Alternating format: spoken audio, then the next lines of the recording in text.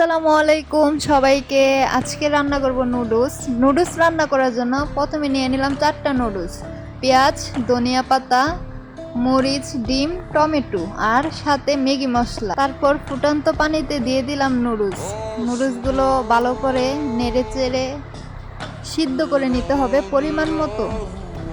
তারপর আমি নিয়ে নিলাম 3 টুকরো রসুনগুলো ছেঁচে একদম ব্লেন্ডারের মতো করে তারপর আমরা বসিয়ে দিলাম পাইপেন গরম হওয়ার সাথে সাথে দিয়ে দিলাম তেল, পেঁয়াজ, কাঁচামরিচ দিয়ে ভালো করে নাড়াচাড়া করার পরে যখন পেঁয়াজটা বাদামি কালার হবে তখনই দিয়ে দিব টমেটো দেওয়ার পর একটু নাড়াচাড়া করে ভালো করে ভেজে তারপর দিয়ে দিলাম রসুন বাটা। তারপর দিয়ে দিলাম 4টা ডিম। যেহেতু আমি ক্যামেরা নিজে ধরি তাই ডিম দেওয়াটা দেখাতে পারলাম না।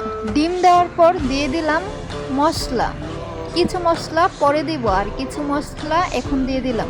নুডলসের সাথে যে মশলাগুলো ছিল আমি কিন্তু তার বাইরেও আরও মশলা দিয়েছি, আর সেটা হচ্ছে ম্যাগি মশলা, যেটা আমি বাংলাদেশ থেকে নিয়ে আসছিলাম। যাই হোক, মশলাগুলো দেওয়া শেষ হলে ভালো করে নেড়ে চেড়ে মিশিয়ে তারপর দিয়ে দিবেন নুডলসগুলো।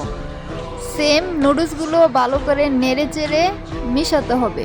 আমি নুডলসগুলো ভালো করে নেড়ে চেড়ে মিক্স করার পরে চুলাটা ডিম করে দিয়েছি কিছুক্ষণ। তারপর বাকি যে মশলাগুলো ছিল আমি আবার সেই মশলাগুলো দিয়ে দিলাম। সাথে কিন্তু একটা ম্যাগি মশলাও দিয়েছি যেন টেস্টটা একটু ভালো হয়। শুধু ম্যাগি মশলা না, সাথে আমি টেস্টি সল্টও দিয়েছি। তারপর ভালো করে নেড়ে চেড়ে কিছু ধনিয়া পাতা দিয়ে দিলাম। ধনিয়া পাতাটা দেওয়ার পর ভালো করে মিশাতে হবে নুডলসগুলো, যেন নুডলসগুলো চাকা জমে না থাকে। একদম ভালো করে মিশানোর পর তারপর তুলতে হবে। যেহেতু আমি এখন ধনিয়া পাতাগুলো দিলাম তাই একটু ডিম করে দিয়েছি। ডিম করে দিয়ে একদম লেড়ে চেড়ে মিক্স করে